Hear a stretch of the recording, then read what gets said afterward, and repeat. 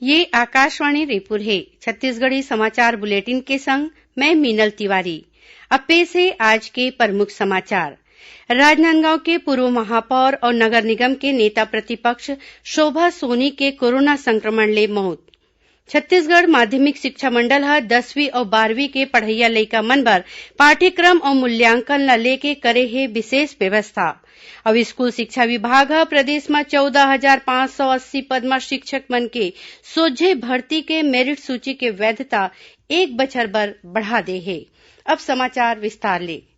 राजनांदगांव के पूर्व महापौर और नगर निगम के नेता प्रतिपक्ष शोभा सोनी के कोरोना संक्रमण ले मौत हो गए है।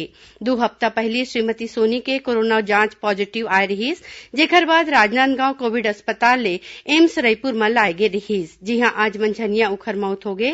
श्रीमती सोनी राजनांदगांव के महापौर रहे के संगे संग भाजपा महिला मोर्चा के अध्यक्ष रह चुके हैं। उखर मौत के खबर मिलते भाजपा और आने राजनीतिक दल के नेता गणमान्य लोगन मन शोक जतइन है। राज्यपाल अनुसुईया उइके और नेता प्रतिपक्ष श्री धरमलाल कौशिक श्रीमती सोनी के मौत में दुख जतइन है। उन्हें राज्य में कोरोना संक्रमण के आंकड़ा बाढ़े में संशय होवत है। सुकमा में पदस्थ केंद्रीय रिजर्व पुलिस बल के एक जवान के घलो कोरोना संक्रमण ले मौत हो गए। एती संसदीय सचिव और महासमुंद विधायक विनोद चंद्राकर सोशल मीडिया में अपन कोरोना पॉजिटिव आए के जानकारी दे हैं। एकर संगे संग रायपुर के अतिरिक्त पुलिस अधीक्षक लखन पटले घलो कोरोना संक्रमित पाए गए हैं। रायगढ़ में आज संझा तक 38 झीन नवा कोरोना संक्रमित मरीज के पुष्टि हुई है। कोरबा जिला के कटघोरा में एक परिवार के 6 सदस्य कोरोना पॉजिटिव पाए गए हैं। राज्य में काली तक मिले कोरोना संक्रमित मरीज मन के संख्या 1884 हवय। उन्हें 10 दिन के कोरोना संक्रमण ले मौत हुई है। यही बीच नेता प्रतिपक्ष धरमलाल कौशिक राज्य में कोरोना संक्रमित मरीज मन के बढ़त संख्या में संशय जतइन है। ओमन आरोप लगइन कि राज्य सरकार कोरोना महामारी ले निपटे खातिर गंभीर नहीं है। ओमन कहिन कि संसाधन के कमी के सेती मरीज मन ला परेशानी होवत है। श्री कौशिक प्रदेश में कोविड अस्पताल के संख्या बढ़ाए के बात कहिन। बिलासपुर जिला में कोरोना संक्रमित नवा मरीज मन के संख्या सरलग बढ़त है। एला देखा जिला प्रशासन कोती ले स्वास्थ्य सुविधा ला बढ़ाए के प्रयास करे जाथे। स्थिति ला नियंत्रण में राखे बर बिलासपुर शहर के जम्मो प्राइवेट नर्सिंग होम और अस्पताल ला कोविड सेंटर बनाए के तैयारी शुरू कर दे गए है। बिलासपुर के अतिरिक्त जिला दंडाधिकारी BS उइके है बताइन कि पहली पारी में प्राइवेट अस्पताल के करीबन 280 बिस्तर ला जम्मो सुविधा वाले बनाए के निर्देश दे गए है। एती नवा रायपुर के इंद्रावती भवन में कोरोना संक्रमण ले एक और कर्मचारी के मौत होए और 80 ले ज्यादा कर्मचारी मन के संक्रमित पाए जाए के बाद अधिकारी और कर्मचारी फेडरेशन आंदोलन करीन।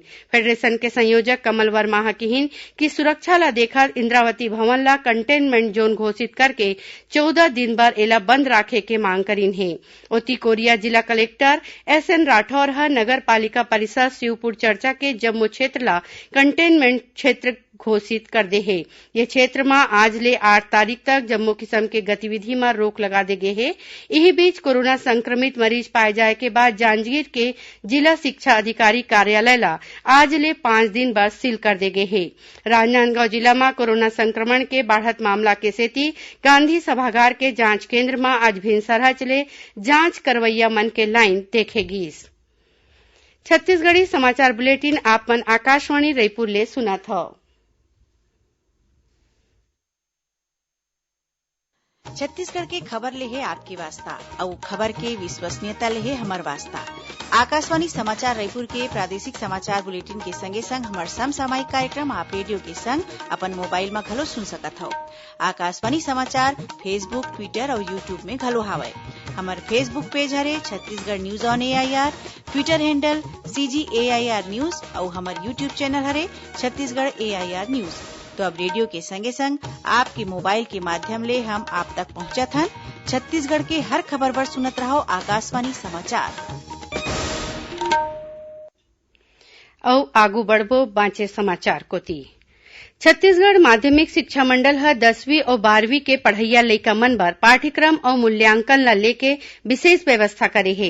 ये व्यवस्था इही महीना ले लागू कर दे गे हे और ये संबंध म जम्मो मान्यता मिले स्कूल मन ला निर्देश जारी करे गे हे। एमा बताए गे हे कि राज्य म नवा शैक्षणिक सत्र 15 जून ले शुरू होवत हे। फिर केंद्र सरकार के निर्देश म 30 सितंबर तक जम्मो शैक्षणिक संस्था बंद रही।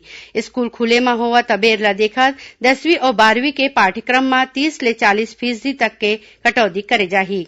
एला हर एक महीना के मुताबिक पाठ्यक्रम ला बांटे जाही। ये पाठ्यक्रम के संबंध म मंडल के वेबसाइट म काली 3 सितंबर के जम्मो जानकारी मिल जाही। उहें कक्षा के साप्ताहिक टाइम टेबल 5 सितंबर के जारी करे जाही। तय करे गे पाठ्यक्रम के मुताबिक ऑनलाइन कक्षा होही और एखर प्रसारण यूट्यूब चैनल म करे जाही। ये ऑनलाइन कक्षा ले प्रदेश भर के लइका एक संगरा पढ़ाई करही। मंडल के वेबसाइट म असाइनमेंट घलो मिलही। स्कूल शिक्षा विभाग ह प्रदेश म शिक्षक मन के सोझे भर्ती ल लेके एक मुख्य फैसला ले हे। एखर मुताबिक प्रदेश म 14,580 पद म शिक्षक मन के सोझे भर्ती के मेरिट सूची के वैधता 1 बछर बर बढ़ा दे गे हे। लोक शिक्षण संचालनालय ह पाछू बछर मार्च महीना म शिक्षक मन के सोझे भर्ती के संबंध म विज्ञापन जारी करे रिहिस। फिर कोरोना महामारी के सेती ये काम पूरा नइ हो पाइस। एला ध्यान म राखत ये फैसला ले गे हे। छत्तीसगढ़ समेत देश भर में सितंबर के महीना पोषण माह के रूप में मनाए जावत हे। एमा गंभीर रूप ले कुपोषित लइका मन के पहचान करके उखर पोषण स्तर ला बने बनाए के प्रयास करे जाही। ये बेरा में महिला और बाल विकास विभाग के संग स्वास्थ्य विभाग कोती ले पोषण जागरूकता खातिर कतकोन कार्यक्रम करे जाही। छत्तीसगढ़ राज्य आयोग के अध्यक्ष गुरप्रीत सिंह बाबरा हर राष्ट्रीय सुरक्षा खाद्य अधिनियम और छत्तीसगढ़ खाद्य सुरक्षा अधिनियम के प्रावधान के समीक्षा करी। रायपुर में राखे गए बैठका में श्री बाबरा ह कहिन कि प्रदेश में सार्वजनिक वितरण प्रणाली ला मजबूत बनाए खातिर वर्षा के मौसम में पहुंच विहीन 222 राशन दुकान ला पहुंच क्षेत्र के भीतरी लाए के कार्य योजना बनाए जाए। ओमन बस्तर संभाग के माओवाद प्रभावित क्षेत्र के 130 राशन दुकान ला जोन अपन मूल पंचायत में संचालित नहीं है ओमन ला एमा बदली करे के निर्देश दीन। राज्य के 22 जिला में एक संग्रह राजीव भवन बनाए के कांग्रेस के तैयारी में छत्तीसगढ़ उच्च न्यायालय के एक फैसला ले रोक लगे है। ये मामला कुरूद के है जिहां के नगर पंचायत है कांग्रेस पार्टी ला 30 बछर बर लीज में जमीन दे के प्रस्ताव पारित करे रहिस। एखर विरोध में उच्च न्यायालय में जनहित याचिका दायर करे गे रहिस। याचिका में सरकारी जमीन के आवंटन बर शासन के मंजूरी नहीं ले और बिना शुल्क जमीन देला नियम विरुद्ध बताई गिस। उच्च न्यायालय है ये याचिका ला सुनवाई बर मंजूर कर सरकार ला ये संबंध में जवाब मांगे हे। संगे संग नगर पंचायत कुरूद ला नोटिस जारी करके पंचायत कोती ले भुइयां आवंटन संबंधी प्रस्ताव ला अवैया सुनवाई तक स्थगित राखे के आदेश दे हे।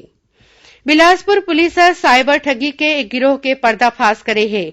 ए मामला में गिरफ्तार 2 झिन आरोपी तिरले लाखों रुपया बरामद हुए है। पुलिस के मुताबिक उसलापुर में रहैया डीआरडीओ के रिटायर वरिष्ठ वैज्ञानिक संग लक्की ड्रामा इनाम जीते के झांसा दे के ये आरोपी मन लाखों रुपया के ठगी करीन। मामला के शिकायत में पुलिस बिहार के नवादा ले ये ठग मन ला गिरफ्तार करे है। ये आरोपी मन ह बताइन कि ओमन ऑनलाइन शॉपिंग के बड़े कंपनी ले लोगन के नाव पता और मोबाइल नंबर समेत आने जानकारी सकेल के ओमन संग ठगी करत रहीन। अवैया 24 घंटा में राज्य के कुछ एक जगह में हल्का ले मध्यम वर्षा हो या फिर गरज चमक संग छींटा पड़े के संभावना जताई गई है। रायपुर के मौसम विज्ञान केंद्र ले मिले जानकारी के मुताबिक पश्चिम मध्य बंगाल के खाड़ी, दक्षिण तटीय और उत्तर तटीय आंध्र प्रदेश के ऊपर एक चक्रवात के घेरा बने हैं जेखर असर ले बस्तर संभाग के कतकोन जगह में वर्षा हो सकत है। संगे संग 1-2 जगह में गाज गिरे के चेतावनी घलो दे गे है। आखिर में प्रमुख समाचार एक घाव फिर। राजनांदगांव के पूर्व महापौर और नगर निगम के नेता प्रतिपक्ष शोभा सोनी के कोरोना संक्रमण ले मौत। छत्तीसगढ़ माध्यमिक शिक्षा मंडल है 10वीं और 12वीं के पढ़इया लइका मन बर पाठ्यक्रम और मूल्यांकन ला लेके करे है विशेष व्यवस्था। और स्कूल शिक्षा विभाग प्रदेश में 14,580 पद में शिक्षक मन के सोझे भर्ती के मेरिट सूची के वैधता 1 बछर बर बढ़ा दे है। एकरे संग छत्तीसगढ़ी समाचार बुलेटिन इहीं सिरावत है।